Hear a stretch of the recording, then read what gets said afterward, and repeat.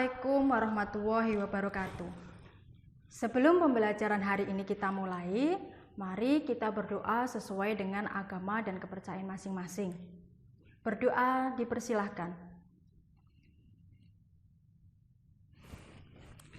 Berdoa selesai. Selamat pagi anak-anak. Apa kabar hari ini di rumah? Semoga senantiasa dalam keadaan sehat selalu ya. Nah, sebelum pembelajaran dimulai, jangan lupa kita tetap semangat bersama-sama dalam melawan COVID-19. Semoga wabah ini akan cepat berlalu dan kita semua dapat melakukan aktivitas secara normal. Pada masa pandemi COVID-19 ini, kita masih melaksanakan pembelajaran jarak jauh. Oleh karena itu, dimohon kepada anak-anak bisa didampingi oleh ayah atau bunda di rumah dengan melakukan aktivitas pembelajaran. Tetap semangat untuk belajar hari ini ya. Yang terpenting kita jangan panik dan tetap beraktivitas dari rumah. Ibu berharap semuanya dalam keadaan sehat ya, agar bisa mengikuti pembelajaran hari ini. Untuk pembiasaan kita, silakan bisa membaca buku minimal 5 menit. Bisa membaca buku literasi yang ada di rumah.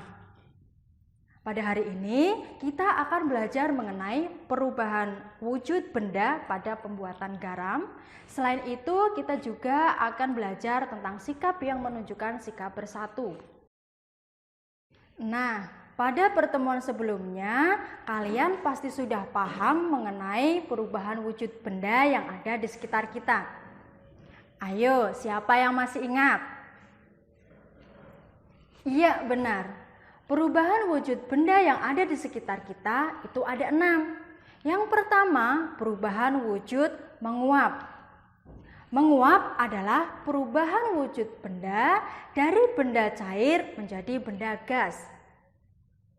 Yang kedua, perubahan wujud membeku. Membeku adalah perubahan wujud benda cair menjadi benda padat.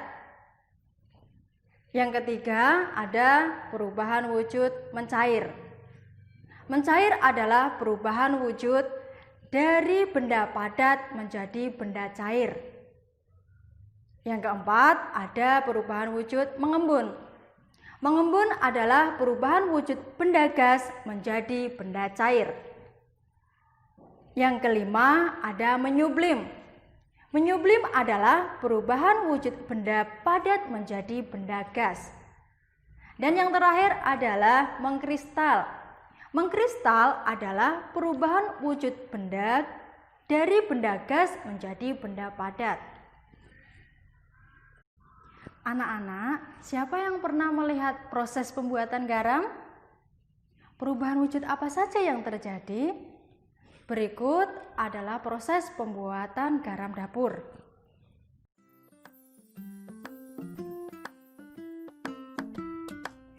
Tambak garam kali ini berbeda dari tambak garam yang biasanya. Tambak garam kali ini disebut dengan rumah prisma. Rumah prisma bertujuan agar air laut yang ditampung di dalamnya tidak terkena air hujan. Sehingga pada saat musim penghujan, petani masih bisa melakukan panen garam. Selain itu, plastik ultraviolet yang digunakan juga memberikan panas yang stabil dan melindungi tambak dari angin. Dengan cara ini, dimungkinkan jumlah panen garam hampir 5 kali lipat dari hasil panen dari tambak garam seperti biasanya atau tambak garam tradisional.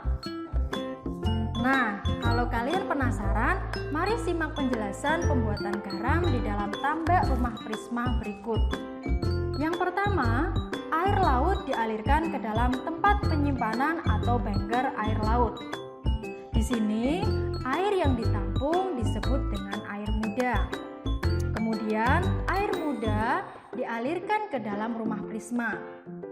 Melalui proses pemanasan dengan bantuan sinar matahari di dalam rumah prisma, air muda akan berubah menjadi air tua.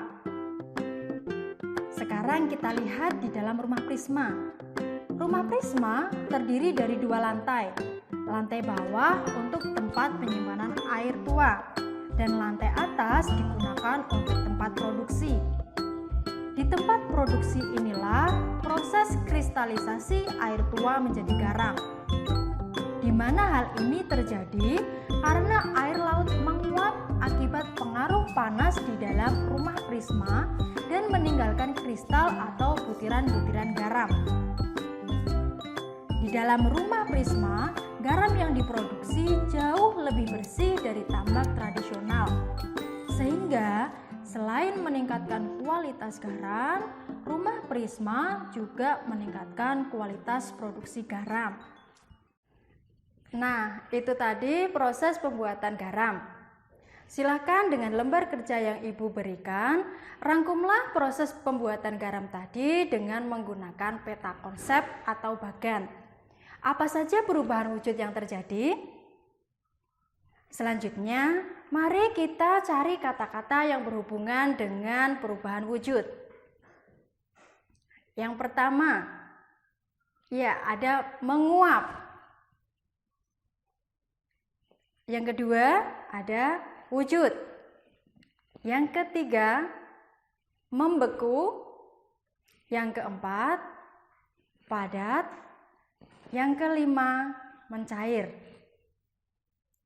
Nah, dari kata-kata yang berkaitan dengan perubahan wujud tadi, silakan buka kembali lembar kerja yang Ibu berikan. Di lembar kerja tadi sudah tersedia kata-kata yang berkaitan dengan perubahan wujud benda. Silakan membuat kalimat efektif dengan menggunakan kata-kata tersebut. Sebagai contoh, misalkan ada kata embun. Di pagi hari kita melihat embun. Misalkan lagi ada kata air. Air merupakan salah satu benda cair. Silakan bisa dikerjakan sesuai contoh yang sudah Ibu sampaikan ya. Nah, sekarang, apakah di sekitar tempat tinggalmu ada orang yang membuat garam? Tempat pembuatan garam biasanya ada di daerah pantai ya.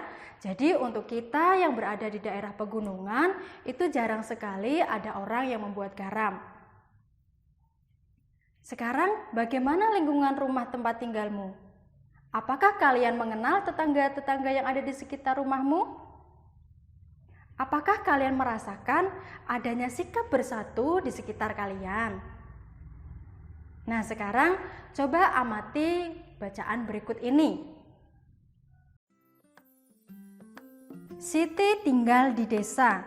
Masyarakat desa tempat tinggal Siti rukun dan damai. Terciptanya hidup rukun dan damai berkat adanya persatuan dan kesatuan di antara sesama warga. Tetangga Siti berasal dari suku yang berbeda-beda. Agamanya pun berbeda-beda. Setiap warga saling menghormati perbedaan itu. Jika ada tetangga yang sakit, mereka akan saling menjenguk. Selain menjenguk, juga membantu. Selanjutnya, setelah kita membaca bacaan tadi, silahkan kalian buka kembali lembar kerja yang telah Ibu sediakan. Di situ berilah tanda centang untuk keadaan yang menunjukkan sikap saling bersatu di lingkungan rumah. Bagaimana anak-anak? Hari ini kita sudah belajar tentang apa saja? Pintar! Hari ini kita sudah belajar tentang proses perubahan wujud pada pembuatan garam dan kegiatan-kegiatan yang menunjukkan sikap saling bersatu. Sekarang bagaimana perasaan kalian setelah pembelajaran hari ini? Semoga pembelajaran hari ini menyenangkan ya, dan bisa membuat kalian semakin tertarik untuk pembelajaran esok hari. Tetap jaga kesehatan ya, tetap semangat dan selalu bahagia. Sebagai kegiatan penutup, mari kita berdoa agar apa yang kita pelajari bisa bermanfaat dalam kehidupan sehari-hari. Berdoa dipersilahkan. Berdoa selesai. Terima kasih, sampai bertemu pada pembelajaran selanjutnya. Wassalamualaikum warahmatullahi wabarakatuh.